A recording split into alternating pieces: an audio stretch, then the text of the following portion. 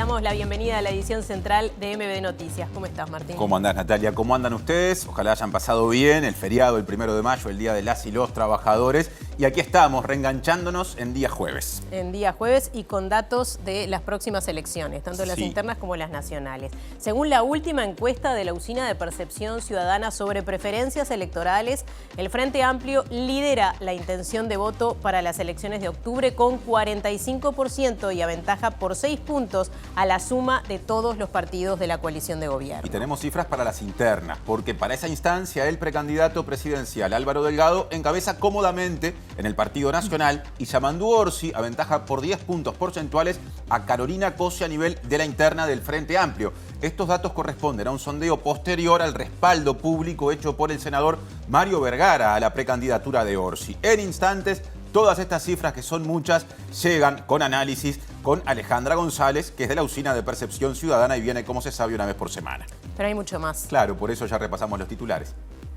La médica personal del expresidente José Mujica confirmó que el líder del MPP tiene cáncer de esófago sin metástasis y que será tratado con radioterapia. El precandidato nacionalista Álvaro Delgado presenta hoy su programa de gobierno para 2025-2030. El fiscal Enrique Rodríguez hizo lugar al pedido de revisión de la denuncia vinculada a la construcción del Antel Arena que hicieron las actuales autoridades del ente. El edil nacionalista Fabián Bravetti presentó un proyecto de decreto que busca prohibir la cartelería electoral en Montevideo. Preocupación en la Asociación de Magistrados por sumario de la Suprema Corte de Justicia a la jueza que condenó en segunda instancia a 2 represores por crímenes cometidos en dictadura en San José, tras la denuncia del hijo de uno de los presos. El canciller Paganini admitió ante la ONU que las normas sobre microtráfico de la ley de urgente consideración tuvieron efectos negativos. El último nieto recuperado por abuelas de Plaza de Mayo dijo que es preocupante el negacionismo de los hechos sucedidos durante el terrorismo de Estado en su país. La ministra de Seguridad argentina, Patricia Bullrich, aseguró en la red social X que expulsaron a 2 personas vinculadas a un poderoso narcotraficante ecuatoriano que llegaron a Uruguay.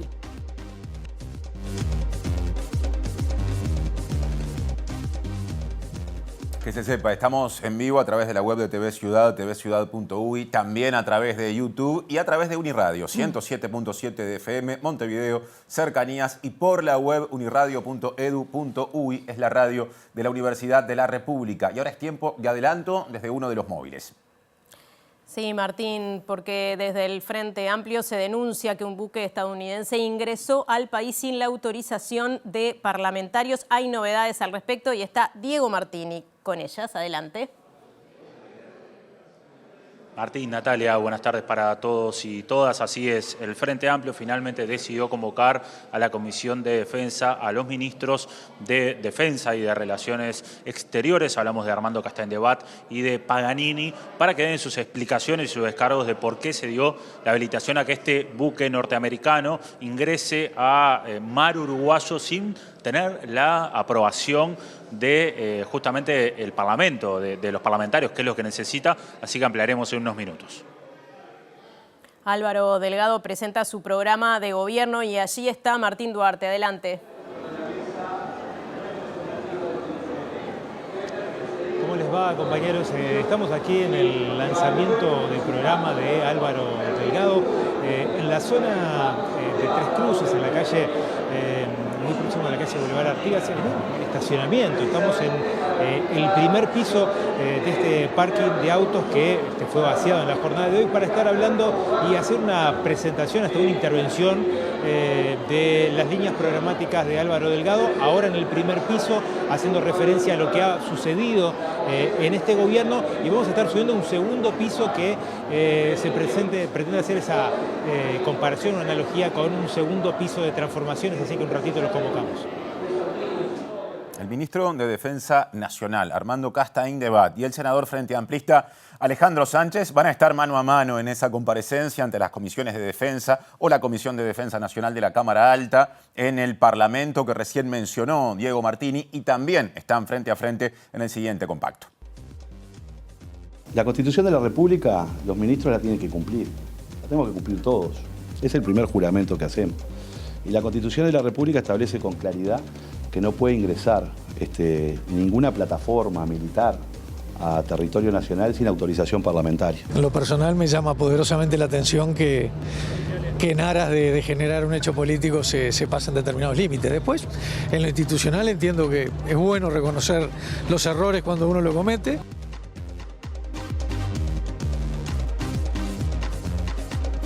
Bien, comenzamos el desarrollo de la información con otras novedades. La médica personal de José Mujica, Raquel Panone, informó que el expresidente tiene cáncer de esófago sin metástasis, o sea, sin lesiones en otros órganos, y que comenzará un tratamiento de radioterapia en la clínica COR, clínica que integró el doctor Tabaré Vázquez. Y Panone, la doctora, trazó dos objetivos. Por un lado, alcanzar el máximo nivel de curación posible. Y por el otro, alcanzar la máxima o el máximo nivel de sobrevida posible, siempre de la mano de una buena calidad de vida. Pepe tiene un cáncer de esófago. Eso también lo resalto porque nos cuesta a veces ponerle nombre a las cosas y tenemos algún eufemismo con la palabra. Él tiene un cáncer de esófago. Aparte de eso, de esa evidencia que ya tenemos por la anatomía patológica, hicimos otros estudios, una tomografía y una ecografía el martes pasado, lo que mostró que no tiene ninguna lesión en otro órgano. O sea, esta lesión está circunscripta al esófago, no tiene compromiso de otro territorio. Por esta evidencia, por el tipo histológico que tiene, el tipo del tejido que tiene esta lesión y por esto que les acabo de explicar de la tomografía, estuvimos evaluando las posibilidades de tratamiento. Nos quedamos con la radioterapia. El tipo histológico que tiene esta lesión es la que más se beneficia con la radioterapia, lo que es una buena noticia. Empezamos a decir cosas buenas. Dijimos lo bueno del tipo histológico, lo bueno que no tiene lesiones en otros órganos y lo bueno que tenemos tratamiento para él. Ese tratamiento también dijo que Mujica va a desarrollar actividad política y actividad en su chacra mientras las fuerzas se lo permitan, porque aclaró que el tratamiento puede justamente generarle cansancio y también reducir su capacidad de tener inmunidad. Por ello pidió que en las actividades públicas se evite el contacto físico con el expresidente como forma de cuidar su salud. Ahora vamos a cambiar de tema. Les contamos que el fiscal Enrique Rodríguez hizo lugar al pedido de revisión de la denuncia por presuntas irregularidades en el proceso de construcción del Antel Arena que fue realizado por las autoridades actuales de Antel. En esta instancia se valorarán nuevos documentos y testigos y no habrá plazo para tomar una decisión. Luego de que el fiscal de Delitos Económicos, Alejandro Machado, decidiera archivar la causa por presuntos delitos en la construcción del Antel Arena, en marzo el gobierno decidió solicitar el reexamen de la causa. Este jueves, Fiscalía informó que el fiscal que analizó el caso, Enrique Rodríguez, decidió aceptar el pedido de revisión. Según me expresó el fiscal, hizo mucho hincapié en que esto no implica en esta etapa pronunciarse sobre si existió o no algún delito en este caso, sino que lo que él entiende es que como los denunciantes, en este caso Antel, los representantes de Antel, enfatizaron de alguna forma en que faltaban algunas diligencias por llevarse adelante, como la citación de algunos testigos o agregar algunos documentos, algunas pericias, él entiende, hace lugar a eso y en las próximas semanas, próximos meses, va a profundizar en la investigación con la citación de algunos testigos que faltan, con el agregado de algunos documentos y en función de eso, cuando agote la investigación, ahí sí va a pronunciarse sobre el fondo del asunto, o sea, va a resolver si comparte el criterio de Machado y archiva el caso o si en su defecto solicita la formalización de alguna persona.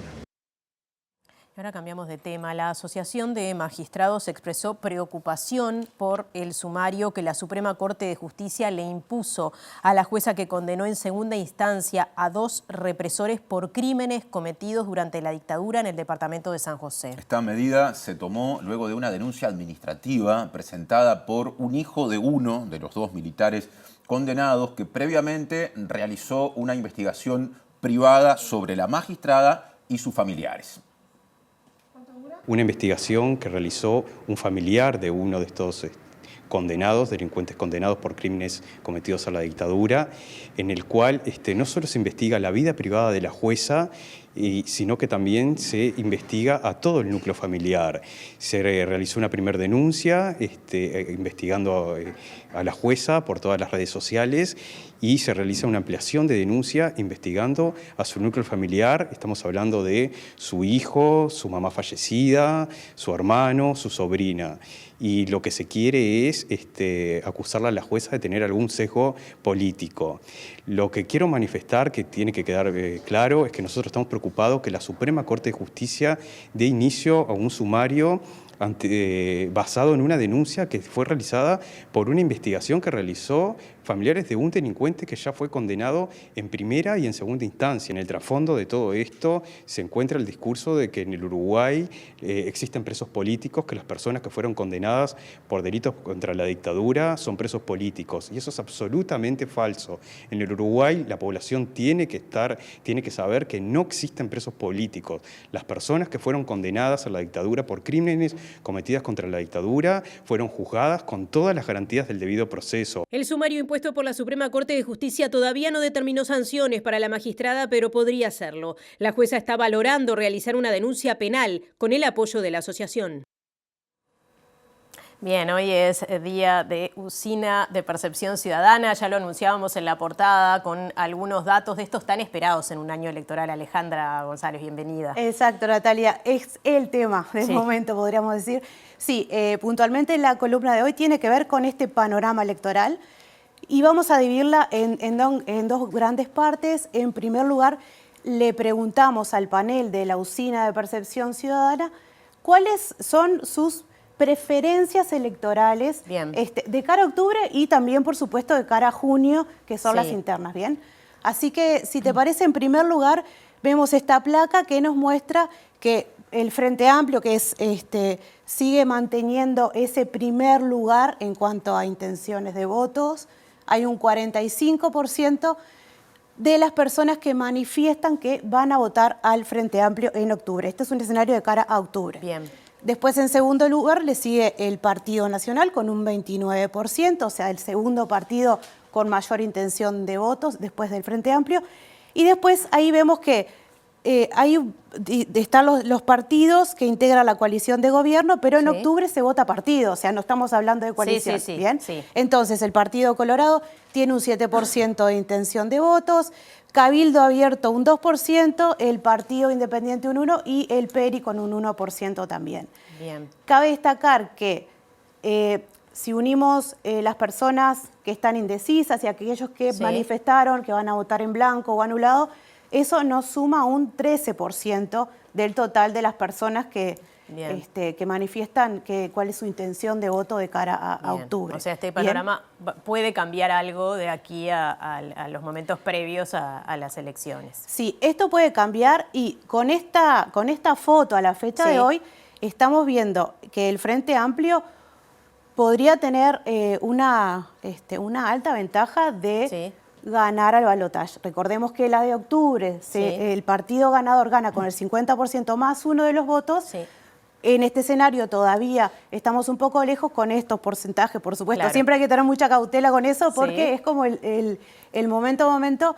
Pero bueno, sería una foto de balotaje, podría decirse. Si bien es octubre, no hay por qué sumarlos, si hacemos la suma, de todas formas la coalición está por debajo del Frente Amplio. Exacto. La suma de todos los partidos que integran la coalición sumaría un 39%, por eso estamos hablando de que aún así el Frente Amplio mantiene ventaja. Bien, ¿y cuál es la evolución de esta intención de voto? En la próxima placa justamente lo que quisimos mostrar es cómo ha evolucionado la intención de voto partiendo de mayo del 2022. La línea verde es la línea que hace referencia a la evolución de intención de voto del Frente Amplio, la naranja a la coalición multicolor, y ahí vemos en primer lugar que el Frente Amplio hace bastante mediciones que sigue sosteniendo un porcentaje bien significativo, 45%, bien, y la coalición, habría como una tendencia que la coalición achique esa diferencia, pero bueno, estamos hablando, de nuevo, estamos hablando de que hay que tener en cuenta los márgenes de error que siempre juegan para un lado o para el otro. Así que bueno, a priori lo que podemos resaltar acá es que el Frente Amplio ha mantenido como esta intención del 45, que es un porcentaje altísimo. Recordemos que en las elecciones de octubre del 19, el 39% de los votos lo obtuvo el Frente Amplio. O sea que esta es una cifra bien importante para el Frente Amplio. Bien, ¿verdad?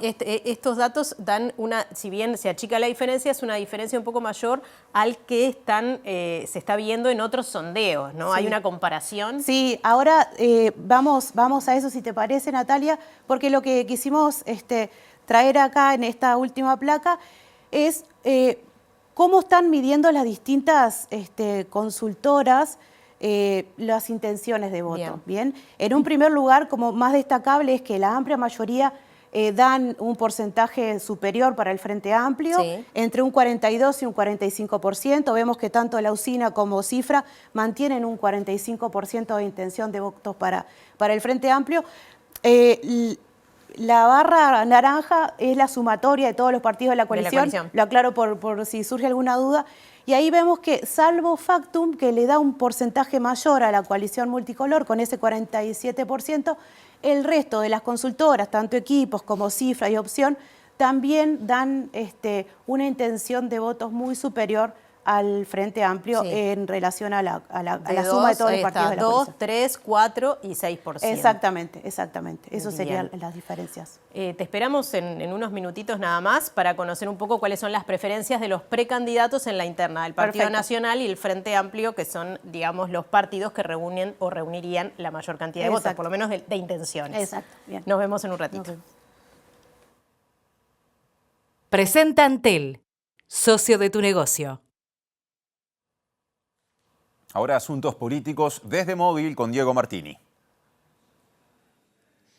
Bien, compañeros, finalmente, como anunciábamos, el Frente Amplio decidió convocar a la Comisión de Defensa al ministro de Defensa Nacional, Armando Castendebat, y al ministro de Relaciones Exteriores, Omar Paganini, para que den explicaciones por la llegada de este buque estadounidense a mar uruguayo sin contar con la aprobación parlamentaria correspondiente.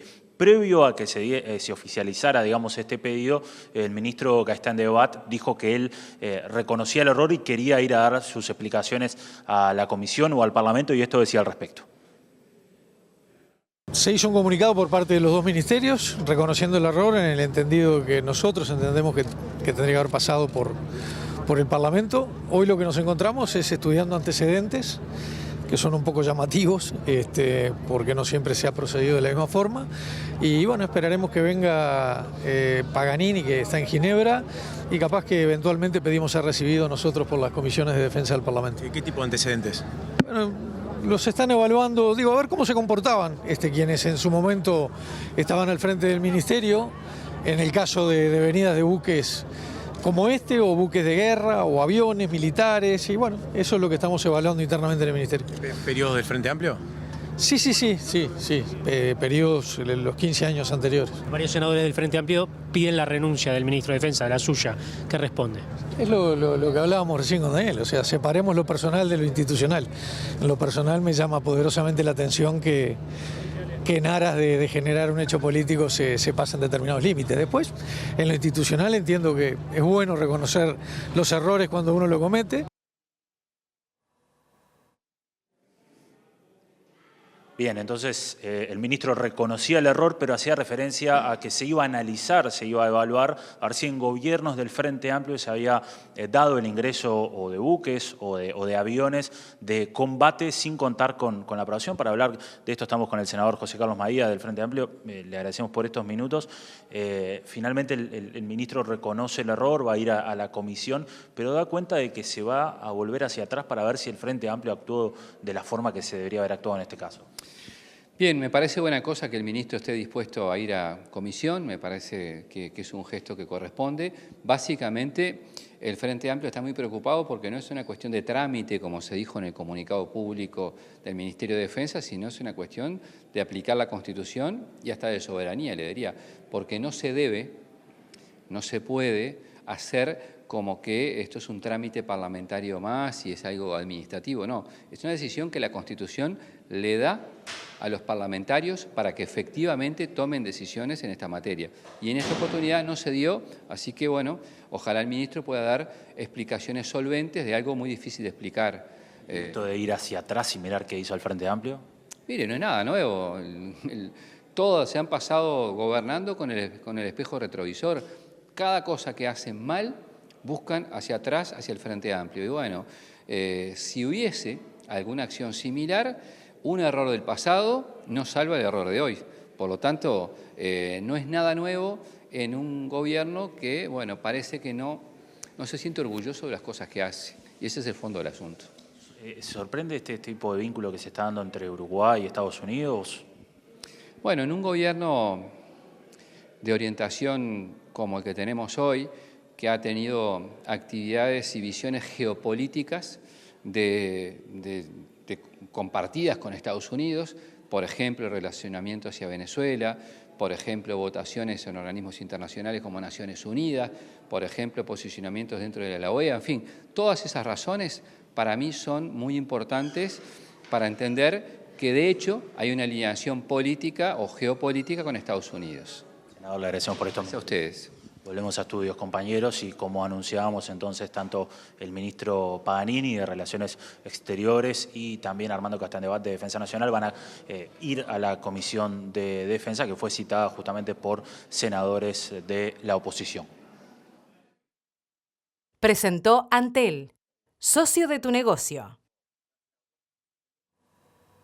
Bien, y ahora les contamos que el nacionalista Mario Arizzi se asumió como nuevo ministro de Trabajo y Seguridad Social tras la salida de Pablo Mieres, que se retiró porque va a ser precandidato por el Partido Independiente. Exactamente, Mieres una vez más será precandidato presidencial, eso genera otros movimientos porque en adelante la subsecretaría que venía siendo ocupada por Aristi pasará a ser ocupada por Daniel Pérez, quien se desempeñaba como director nacional de empleo y también pertenece al Partido Independiente. En ese lugar la sucederá Rosana Fagalde, también integrante del Partido Independiente. Ahora seguimos adelante con asuntos que involucran a ministros, porque el ministro de Relaciones Exteriores, Omar Paganini, defendió ante la ONU la creación y la vigencia en nuestro país de la Fiscalía Especializada en Crímenes de Lesa Humanidad, a la que asoció con el aumento de procesamientos y condenas a represores que se desempeñaron durante el último periodo de terrorismo de Estado.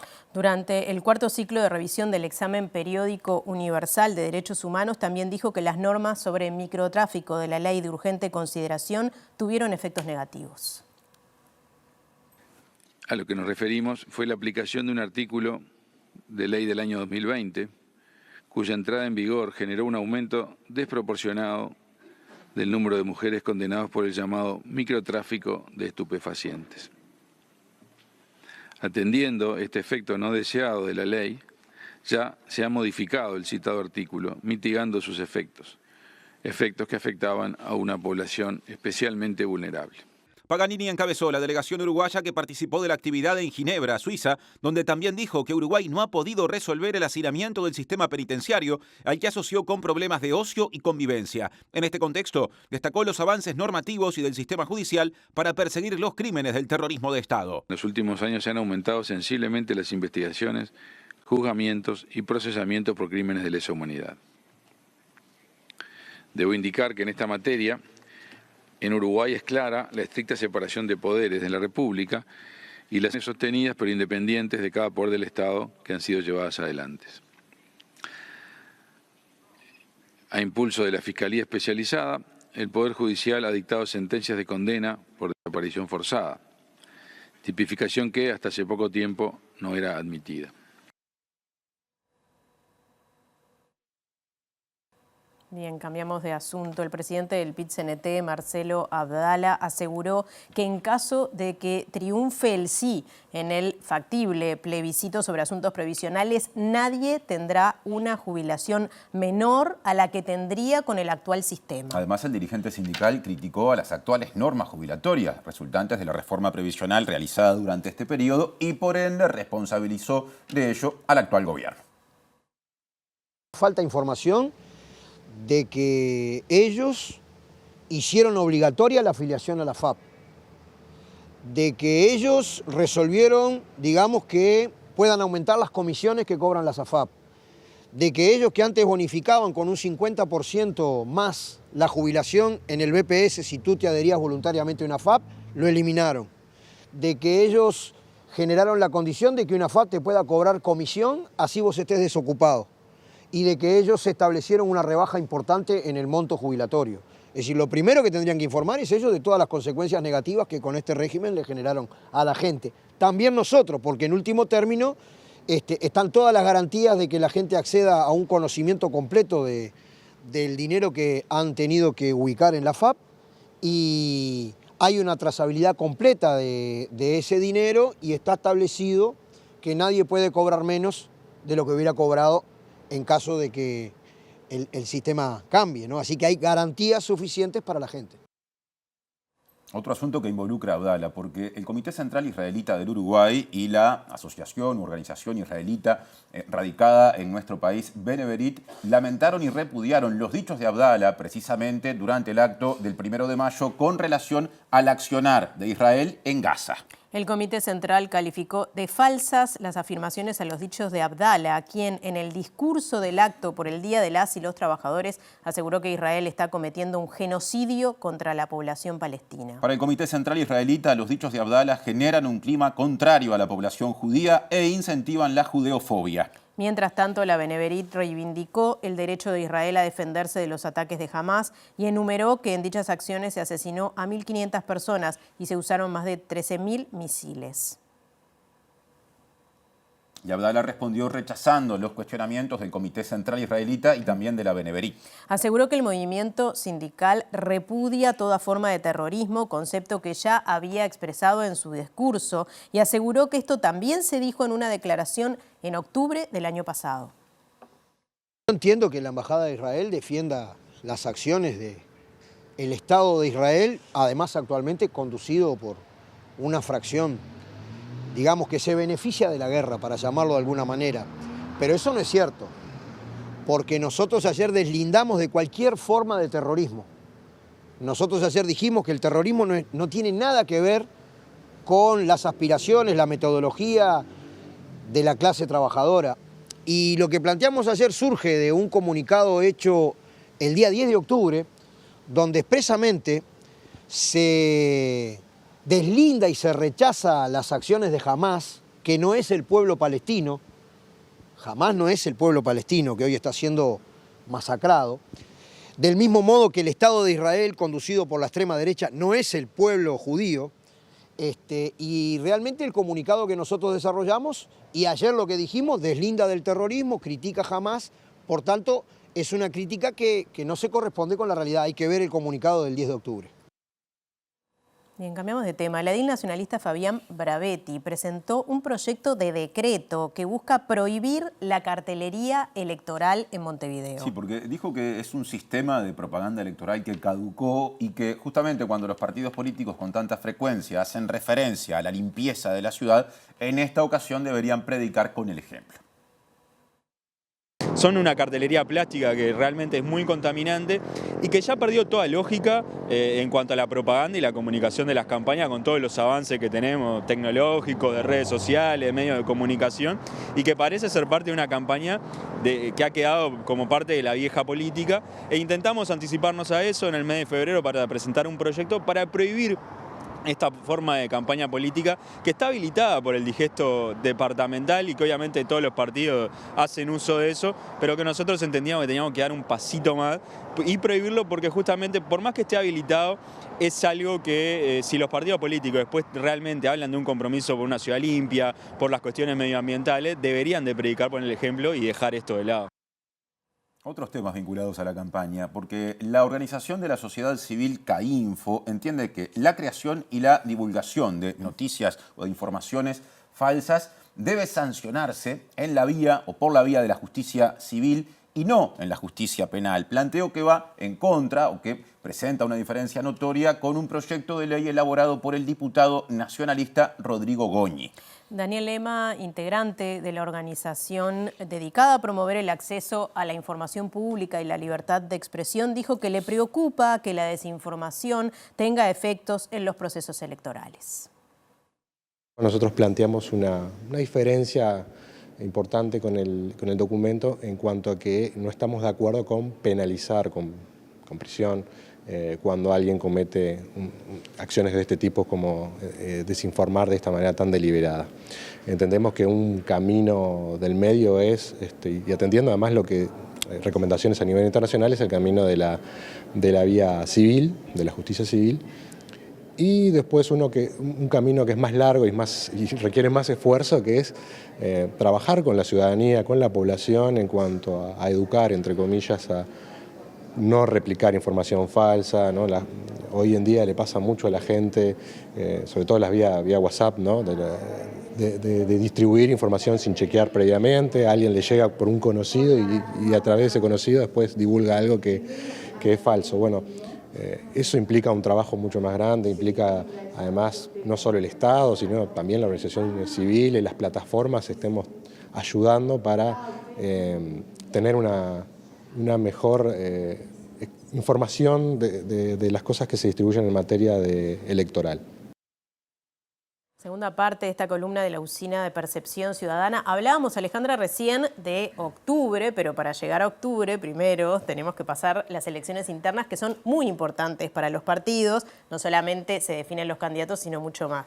Exacto. Bien. Hay dos partidos que son los que reúnen la mayor intención de voto y que son en los que se hace foco en este momento. Exacto. Vemos qué pasa de cara a junio, cuáles son las intenciones de voto. Antes de comenzar con el análisis, precisar que esta consulta vinculada a las precandidaturas del Partido Nacional se la hicimos a quienes manifestaron que votarán al Partido Nacional. Bien, así que vamos primero con el Partido Nacional, que es uno de los, junto con el Frente Amplio, son uno de los partidos con mayores intenciones de votos y de quienes saldrá el futuro presidente o presidenta de todos los uruguayos, ¿sí? Así que bueno, vamos al Partido Nacional. Creo que los datos son muy elocuentes. Delgado con un 71%, sigue manteniéndose, encabezando las intenciones de votos de todo el Partido Nacional. Se consolida como líder. Exacto, exacto. Es muy significativa la diferencia con Laura Raffo, que es quien le sigue en intención de votos con este 17%. Y por último, Jorge Gandini con un 8%. Bien. Los datos hablan por sí solos, ¿no? Sí, o sea, claro, no hay mucho que agregar. No hay mucho que agregar, exactamente. Veremos qué sucede después porque las elecciones internas son muy complejas y bueno, después hay que ver quién realmente va a votar, ¿no? Sí, totalmente, totalmente. Después vamos al partido que también tiene las mayores intenciones de voto, el Frente Amplio, que está en la próxima placa. ¿Qué es lo que observamos acá? Bueno, Yamandu Orsi sigue sosteniendo la cabecera, digamos, de las intenciones de voto a precandidatos por el Frente Amplio con un 51%. Le siguen Carolina Cose con un 41% de intención. Y por último, Andrés Lima, bastante despegado de Orsi y Cose, que son quienes mantienen el mayor porcentaje de intenciones de voto. Algo a aclarar que es importante, esta es la primera encuesta, el primer sondeo que se realiza luego de que Mario Vergara dejara o decidiera dejar su precandidatura y unirse a Orsi. Exacto, es la primera medición que hacemos luego de que Vergara anuncie que se baja de la candidatura. Así que bueno, este es el primer panorama sin la candidatura de Vergara. Tanto en esta situación como en el caso del Partido Nacional, es bien importante resaltar esto que comentabas, que estas elecciones no son obligatorias. Por tanto, los márgenes de error siempre son más significativos y ahí tendrá que ver cuál es el rol de la militancia, ¿no? De quienes acompañan a cada candidato al momento de efectivamente ir a votar o no. Claro. Si bien estas encuestas se las hicimos a quienes manifestaron, en este caso que votarían al Frente Amplio, o sea, es una respuesta de Frente Amplistas, la anterior era una respuesta de votantes del Partido Nacional, pero es importante tener en cuenta eso, ¿no? Claro. La no obligatoriedad de junio puede generarnos unas diferencias muy superiores. Y eso seguramente incida también en las preferencias después, porque depende también de la cantidad de votos a quién irán más o menos, o sea que eso es muy determinante. De todas formas es, dentro de la interna Frente Amplista, mucho más reñida que la del Partido Nacional, el sondeo que da mayor diferencia entre los precandidatos Orsi y Cose. Sí, COSE ha venido subiendo de medición a medición, pero sí, estamos hablando de hay una diferencia de un 10% entre los dos candidatos con mayor nivel de intención de votos. Bien, bueno, muchas gracias, Alejandra. Nos vemos la semana que viene y obviamente seguiremos repitiendo estos sondeos. Cuanto más cerca de las elecciones, sin duda, más expectativa habrá seguramente. Muchas gracias, hasta Alejandra. la semana que viene. Ya sigue Martín. Y les contamos que la Cámara Nacional de Comercio y Servicios del Uruguay le presentó a los distintos partidos políticos un documento con una serie de propuestas que, entiende esa gremial, deberían ser tomadas en cuenta durante la campaña justamente electoral, que abarcan temas, dicho sea de paso, como el fortalecimiento del diálogo, instituciones, seguridad, combate a la pobreza y control de la carga tributaria. Hemos presentado un documento que nosotros lo llamamos Pacto por la Patria.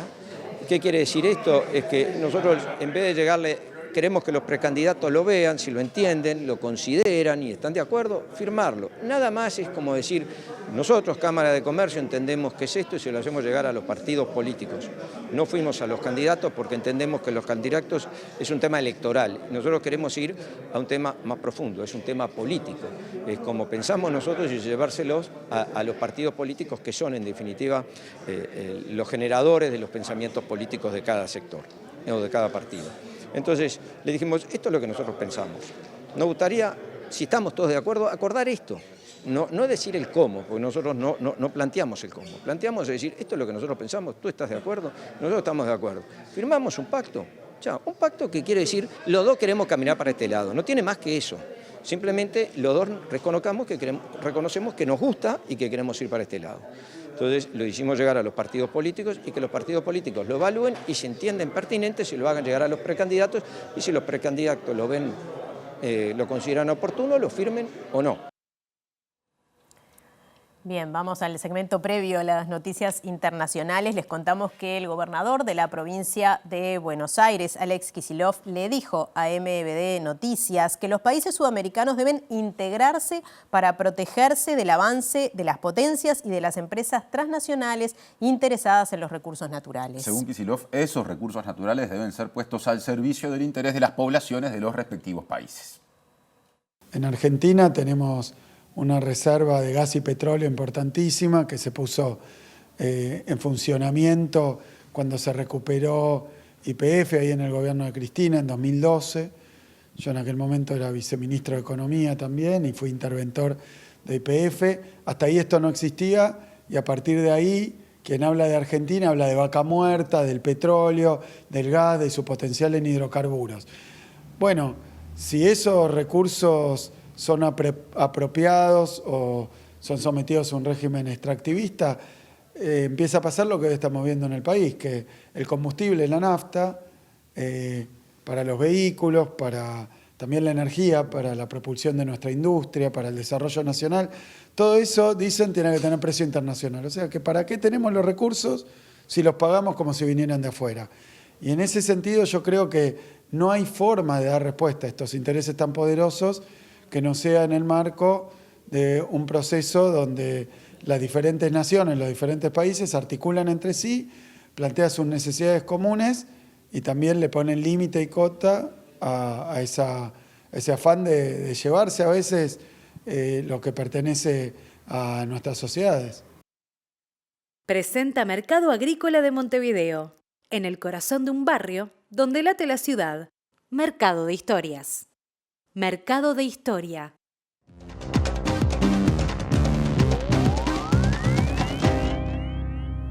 Segmento internacional que tiene más voces argentinas, porque la ministra de Seguridad justamente del país vecino, Patricia Bullrich, dijo a través de la red social X que fueron expulsadas de su país 2 personas vinculadas a un poderoso narcotraficante ecuatoriano y que esas 2 personas, atención con esto, posteriormente partieron de Argentina hacia Uruguay.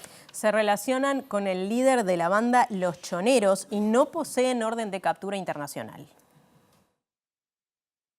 Las autoridades argentinas enviaron a Uruguay a Hugo Alfredo Canto Centeno y Ronald Francisco Canto Sacón, quienes tienen antecedentes por tráfico de armas y por ser parte del cártel de José Adolfo Macías Villamar, alias Fito, en Ecuador, líder de la banda Los Choneros y prófugo desde enero de 2024.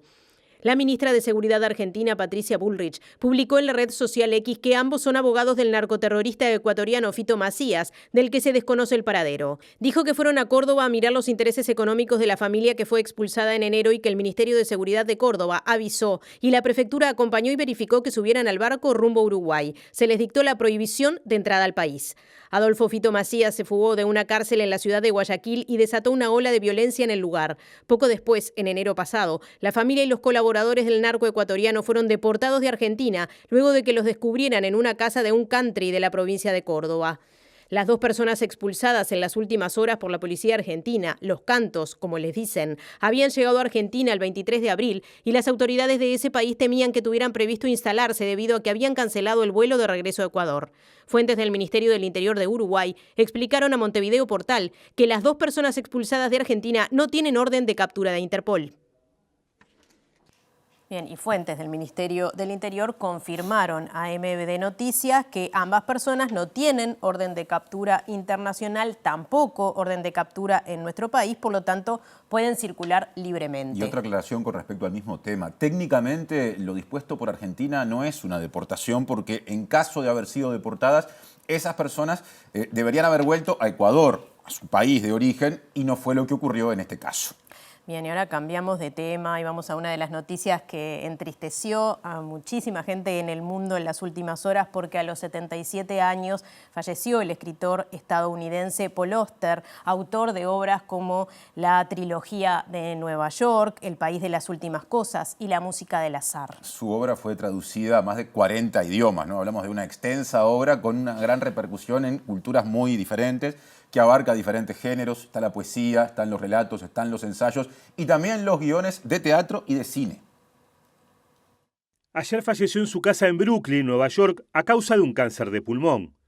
Nacido en el seno de una familia judía de ascendencia austríaca en 1947 en Nueva Jersey, Auster haría más tarde de Brooklyn su casa y el escenario de sus novelas, especialmente en las décadas de 1980 y 1990. Construyó en todas sus obras laberintos literarios en los que mezcla ficción, realidad y autobiografía y con las que atrapó a millones de lectores en todo el mundo, miles de ellos en Uruguay. Además de novelas, su prolífica obra, traducida a más de 40 idiomas, incluye poesía, relatos, ensayos y guiones de teatro y de cine, algunos dirigidos por él. Debutó como escritor en 1982 con La invención de la soledad, que gira alrededor de la muerte repentina de su padre. Pero la fama le llegaría con Trilogía de Nueva York, una serie de novelas que agrupa Ciudad de Cristal, Fantasmas y La habitación cerrada.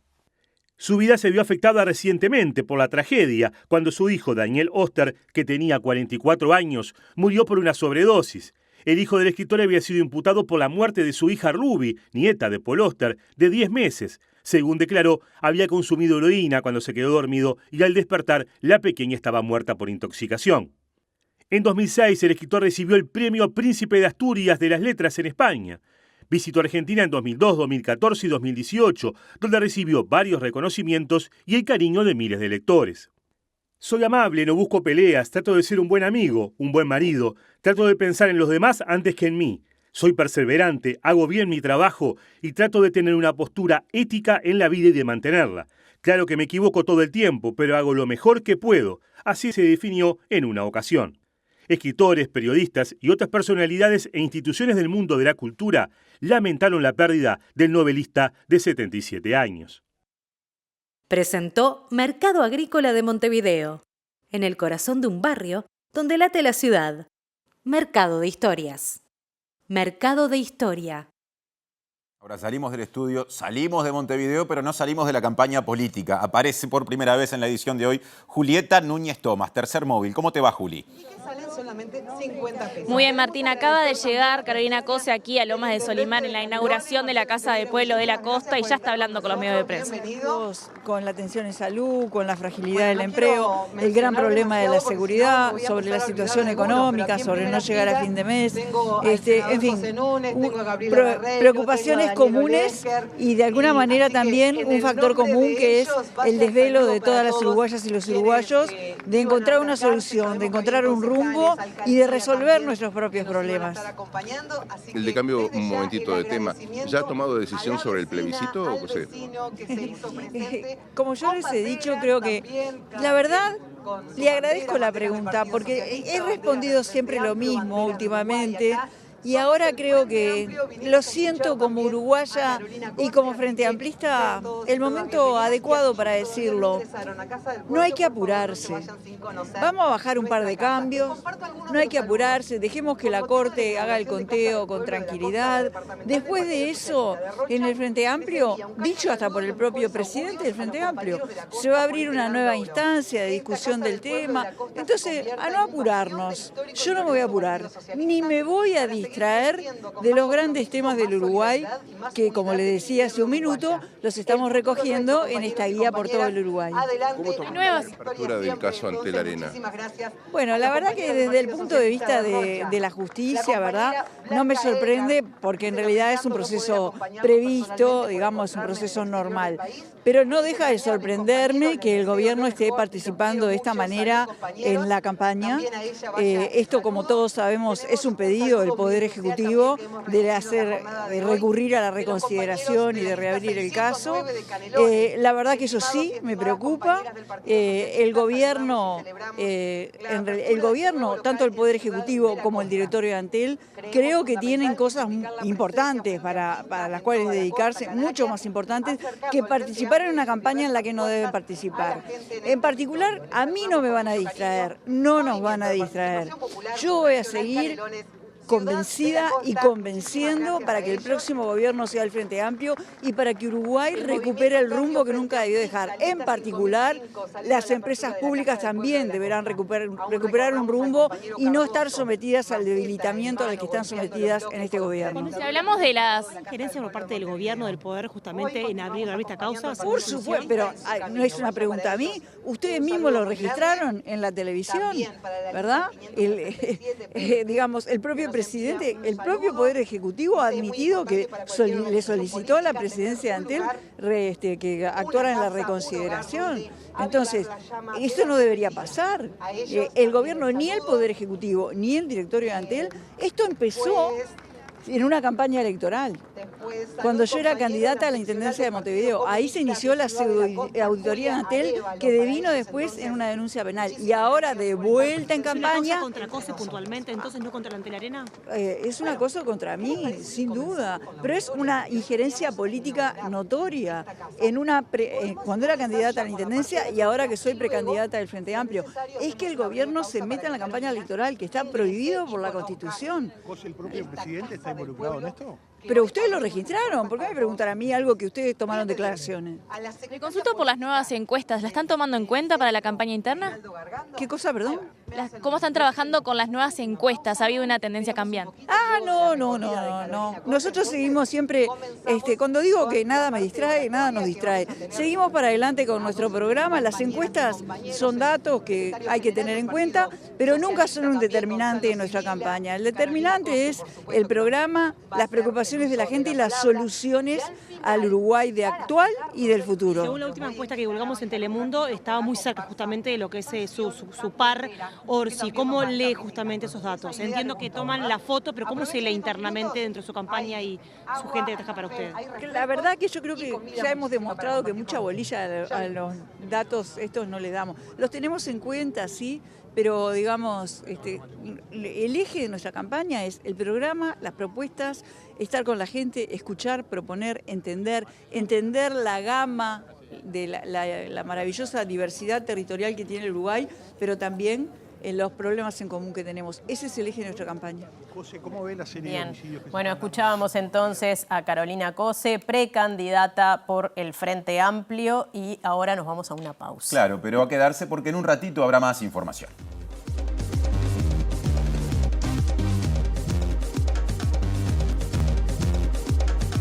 Segundo bloque de la edición central de MBD Noticias en TV Ciudad. Sí, una noticia que surgió hace minutos. La justicia formalizó a Joel Chagas por instigación a delinquir, apología de hechos calificados como delito, privación de libertad y violencia privada por los hechos del domingo en el nuevo centro, en las inmediaciones del nuevo centro shopping. Además, se dispuso la prisión preventiva hasta el 1 de julio. Y atención, porque MBD Noticias averiguó otro dato importante vinculado a esta situación o a este caso, y es que hay otro joven mayor de edad involucrado en la promoción de las peleas, quien tiene una denuncia por abuso sexual a una adolescente menor de edad y por estafas a través de tarjetas de crédito. Según supo MBD Noticias, el otro joven involucrado, mayor de edad y de iniciales FH, tiene una denuncia por abuso sexual de una menor de 14 años. Este joven forma parte, junto a Joel Chagas, de la banda 1.7 o Los del Chepe, y según se pudo ver en redes sociales, está planificando otra pelea en otro shopping para este sábado. Por otro lado, según fuentes, Joel y FH estafaban a personas clonando tarjetas de crédito. También han participado en algunos hurtos, rapiñas y destrozos. Hoy fue allanada la vivienda donde se filmó el video en el que Chagas reconoce ser quien organizó peleas en el shopping Nuevo Centro. Permanece detenido y se le formalizará una investigación por incitación a la violencia. Cuando lo hago, no roban. Ya saben, Nelly, para todos ustedes, el que se meta con el Chepe, los agajo, Nelly. Complemento. Esta tarde declaró justamente uno de los mayores de edad involucrados en los incidentes del domingo pasado. La fiscal a cargo, Patricia Rodríguez, solicitó una pericia psiquiátrica de urgencia y el hombre volverá a declarar el próximo miércoles junto a testigos. Más información relacionada con violencia o inseguridad, porque en las últimas 48 horas hubo 6 homicidios distribuidos en los departamentos de Montevideo, Canelones y Tacuarembó. Sí, en Montevideo este miércoles hubo un caso en el barrio Plácido Ellauri. Además, un hombre fue asesinado en Paso de los Toros y se halló a un hombre decapitado en Las Piedras, caso que está siendo investigado por la policía. Hoy hubo 3 casos más, uno de ellos fue en Toledo, donde fue asesinado un hombre de 51 años. Y también hoy, pero en Montevideo, un hombre de 63 años murió tras una rapiña en el barrio de La Teja y otro hombre fue hallado muerto en Puntas de Panga. Bien, cambiamos de asunto. Según un informe del Ministerio de Desarrollo Social, la inseguridad alimentaria en la primera infancia disminuyó un 3%. Claro, son datos que fueron presentados en esta jornada porque se conmemoró un día vinculado a esta temática. La seguridad alimentaria ha aumentado en los hogares, lo cual es alentador a la salida de una pandemia y nos refleja además que las decisiones tomadas de protección hacia la infancia han tenido su resultado y también que la inseguridad alimentaria en las poblaciones más vulnerables ha disminuido. ¿Cuánto disminuyó?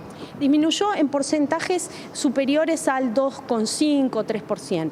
Sena se refirió también a otros índices para mirar la realidad de la primera infancia en nuestro país, como las tasas de crecimiento, sobrepeso y obesidad, donde los datos no son tan alentadores. Hay un leve incremento. Si bien no es un incremento sustancial, hay un leve incremento que como país nos vuelve a mostrar que tenemos que seguir trabajando desde el punto de vista nutricional en las poblaciones. Las acciones tomadas en pandemia, pospandemia y de momento le dan al país índices alentadores y no meramente en pobreza monetaria, sino en infancia, salud y desarrollo. Y algunos que lo desafían a repensar políticas. Para eso también establecemos para este mes un diálogo que vamos a empezar a generar, un ciclo de diálogos con la academia, con la institucionalidad pública y con el mundo privado, con actores sociales, la sociedad civil organizada, que trabajen con la infancia para pensar, porque esto es un tema país. Cambiamos de tema, miramos a la Argentina, aunque esto en general genera mucha repercusión en toda la región y ha tenido vinculaciones con Uruguay. Sí. En julio se va a cumplir el primer aniversario de la aparición del denominado Nieto 133, el último nieto recuperado hasta el momento, gracias al trabajo que realiza la organización Abuelas de Plaza de Mayo. Se trata de Daniel Santucho, hijo de Cristina Navajas y Julio Santucho, y aún se emociona cuando recuerda el momento en el que conoció a su familia biológica. Daniel Santucho es hijo de Cristina Navajas, desaparecida, y de Julio Santucho, sobreviviente de una familia destruida por la represión argentina. En el año 1977 fue apropiado por un policía bonaerense y anotado como propio. Luego de años de búsqueda de la verdad, se acercó a Abuelas de Plaza de Mayo y logró el objetivo de descubrir su verdadero origen y encontrarse con su familia.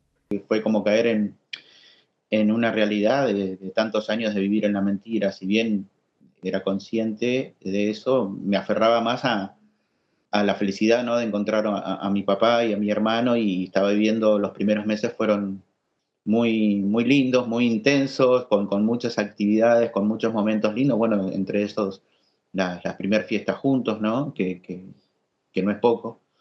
Daniel Santucho se sorprendió con la naturalidad que sus hijas asumieron la noticia y la nueva realidad familiar. Eso me sorprendió mucho, digamos, las capacidades de ella, ¿no?, para llevar esto adelante, y con la naturalidad que tienen por ahí los chicos, ¿no?, que es más complicado para un adulto. Me ha pasado bueno, sí, poder suerte ir acompañando a ellas en todo el trabajo, ¿no?, de decirles que quién creía mi papá no lo era, de acercarme a abuelas y pedir ayuda, hasta el punto, bueno, de que el día que fui a hacerme el estudio de ADN, ellas estaban noticiadas, y bueno, a partir de ahí era la espera a ver si había un resultado. Cuando llega el resultado, es sorprendente para todos, muy felices, y lo primero que me dicen es eso, ¿no?, que estaban contentas de tener una familia, y que nada, que les parecía bien que se hiciera justicia, ¿no?, que se supiera la verdad. Y durante esta entrevista, Santucho también aseguró que es preocupante el negacionismo de lo ocurrido durante el terrorismo de Estado, y entiende que es promovido por el actual gobierno en Argentina. Y justamente destacó ante eso la importancia de la memoria para evitar que hechos como los de las últimas dictaduras se repitan. Ahora sí. Que se niegue todo, que digamos, se lo minimice. Realmente fue algo horrible lo que sucedió, y hay cosas que no se pueden justificar, ¿no? El secuestro, la tortura, violaciones, el robo de bebés, son cosas que nadie, digamos, puede avalar una cosa así, ¿no? Creo que para eso existe una justicia. Si alguien comete un delito, tiene que ser detenido, juzgado y en todo caso condenado, pero nadie puede avalar una cosa de estas. El hecho de que, digamos, se lo minimice o se lo niegue es preocupante, porque le queda la posibilidad abierta de que vuelva a suceder algo así, ¿no? Por eso lo importante es mantener la memoria, es hablar sobre el tema, es darse cuenta que hay heridas que todavía están abiertas, que hay muchas familias que están esperando un hermano, una hermana, o las abuelas que quedan están esperando todavía esos nietos. Entonces, hasta que no se recupera el último, no se va a cerrar esta herida. Bueno, ahora sí nos estamos yendo y repasamos antes los datos del tiempo para la zona metropolitana. Les podemos anunciar que no se prevén lluvias para las próximas horas. Y no es poco, teniendo en cuenta que venimos de pronósticos de lluvia bastante cercanos en el tiempo. Mañana, viernes 3 de mayo, en Montevideo y área metropolitana, 7 grados la mínima, 17 la máxima, cielo claro, algo nuboso, poquito más hacia cubierto en las últimas horas, con neblinas pero sin lluvias. Temperaturas bajísimas, o sea, sobre todo en la mañana y en la noche estar bien abrigados, 7 y 17 para el viernes, y el sábado 4 de mayo, similar pronóstico al del viernes, 8 grados la mínima, 20 la máxima. Con estos números y estas perspectivas mejores que las de días anteriores, estamos llegando al final. Ya llega el lado B, como siempre a esta hora, a la pantalla de TV Ciudad. El reencuentro con las noticias será mañana a las 8, a las 13 y a las 18:55. Gracias por estar. Hasta entonces.